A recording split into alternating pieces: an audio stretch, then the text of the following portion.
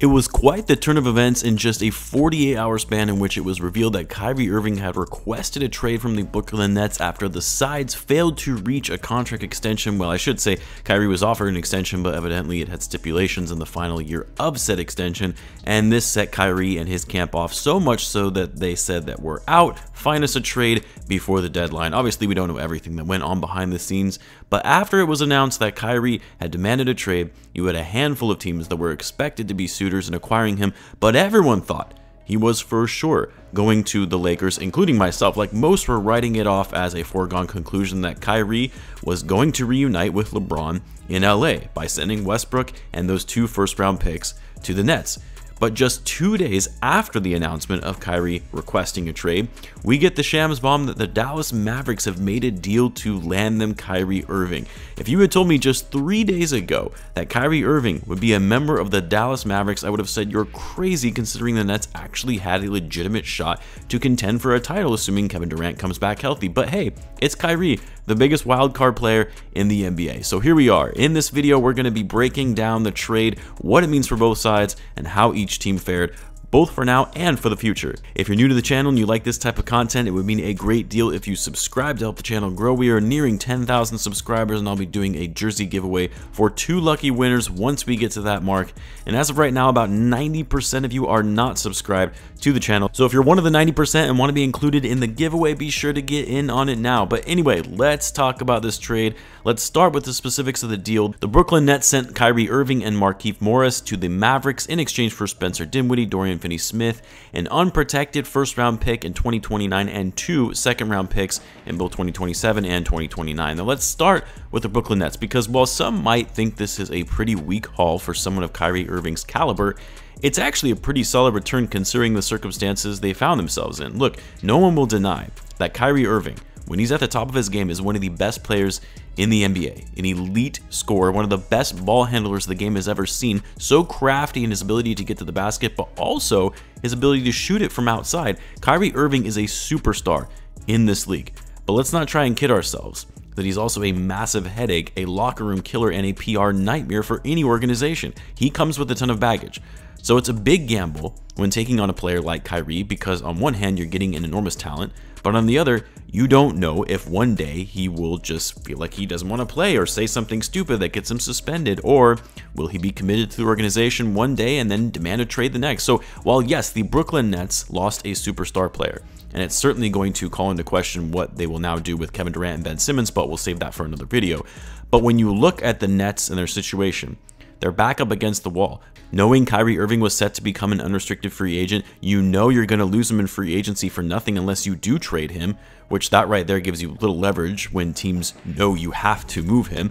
And given everything the Nets have gone through with Kyrie and all of his antics, missing a good portion of last season by refusing to get the vaccine, missing games the prior year because he didn't feel like playing or would sit out for religious reasons, or dealing with all the PR headaches with him posting an anti-Semitic film on social media and then doubling down on it when pressed by the media about it, which would then lead to the Nets suspending him as a result. Like, it's not like Kyrie did the organization, the Nets organization, any favors. He was a headache to try and deal with throughout his tenure with the team. Whether you agree or disagree with what Kyrie stands for and his beliefs in general, that doesn't matter. For the Nets, he was a lot to deal with. So instead of losing him for nothing this summer, you get 3 draft picks, one of them being unprotected, an unprotected first-round pick, which I've said before and I cannot stress enough, is such a risky move. To trade an unprotected pick in today's NBA with players getting injured, the landscape of the league changing so quickly, the Nets are actually case in point of this. They traded a host of picks, some of which were unprotected, to the Houston Rockets for James Harden just a few years ago, and the thought was, well, the Nets will have Harden, Durant, Kyrie. This team is going to be contending for titles for a while. Those picks aren't going to be worth much, late first-round picks at best, right? Well, the Nets now soon could start being one of the worst teams in the league if Kevin Durant asks out, and those picks could end up becoming high lottery picks as a result of it. The Lakers are going through this as well with all those unprotected picks they sent to the Pelicans, and they're now struggling to even make the playoffs after missing it last season as well.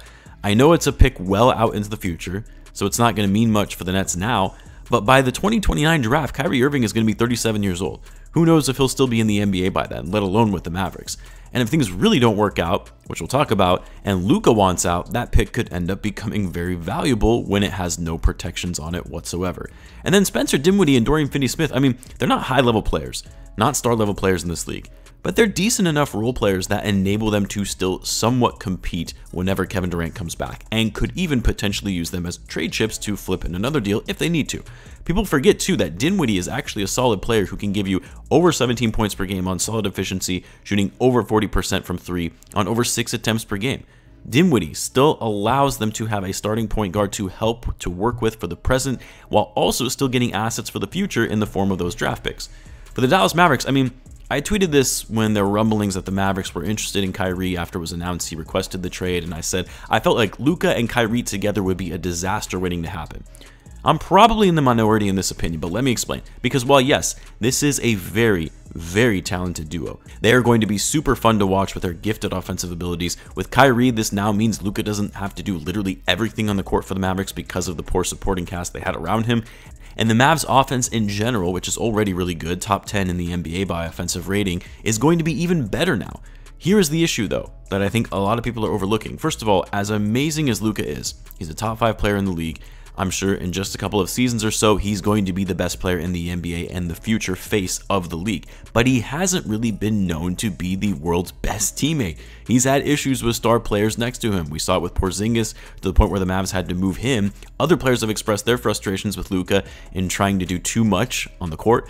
Kyrie Irving, a player who, like Luka, is very ball dominant, a one-way isolation scorer, also like Luka, and we already know Kyrie is a fairly selfish player and not always having his team's interest at heart, which isn't going to sit well with Doncic. And then as good as their offense is going to be, their defense, which has already been bad, currently 24th in the league by defensive rating, is going to slide even more by adding Kyrie Irving. Kyrie used to be a solid defender in his earlier days, but that part of his game has fallen off a bit as he's gotten older. And what you might not know, I was actually shocked myself when I saw this, Spencer Dinwiddie and Dorian Finney-Smith are actually top 5 for the Mavs on defense in terms of defensive win shares and defensive rating. Granted, I guess you could say it's easy to be a top 5 player on defense on a team that has bad defense in general, but you're losing some of your better defenders and gained a player who is going to heavily be focused on offense. The other piece of this trade, it's been rumored that the Lakers actually offered the Nets a better package than the Mavs by including 2 first-round picks along with Westbrook. And that owner, Joe Tsai of the Nets, on principle preferred not to send Kyrie to a destination that he wanted to go to, which was the Lakers. Now, those are just reports that might not be that credible, but it's important to note because if Kyrie really does have his heart set on going to LA, which those rumors dated back all the way to this past offseason when Kyrie was threatening to opt out of the final year of his deal and become a free agent until he realized not a lot of teams wanted him or weren't willing to pay him what he wanted, so he ended up opting into that final year of his deal to stay in Brooklyn. But the point is, it's been made pretty clear that Kyrie wants to team up with LeBron in LA. And the reason that's significant and why it's such a big gamble on the part of the Mavs is that you now run the risk of losing Kyrie Irving in free agency if he ends up not really liking his role in Dallas alongside Luka, or not liking the fit and vibe of the team, and truly, again, has his heart set on LA. You run the risk of losing Kyrie for nothing in free agency as a half-year rental and giving up those assets to get him for nothing. This is also just a huge gamble for the Mavs because, again, Kyrie is such a wild card, has been a toxic player in every team that he's played for. I get it, you kind of have to swing for the fences to get Luka some help, keep him happy, and get him to stay without himself demanding a trade down the line, but I just don't think that this was it. I don't think Kyrie is that guy that you pair alongside Luka Doncic that is going to help you win championships. The Mavs will be better, they're going to be a better team with Kyrie on it, at least for the short term, but they're not going to suddenly be competing for a championship. And given Kyrie's age, about to turn 31, even if you do extend him, this really is only a shorter term solution to help build around Luka, who is 23.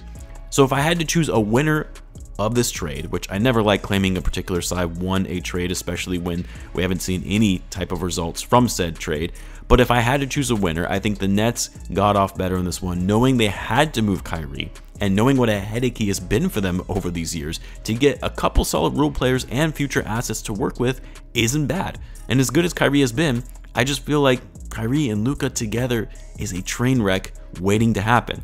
You guys let me know what you think of the trade. How would you grade this for both sides? Let me know in the comments, and as always, be sure to subscribe, and I will see you in the next one.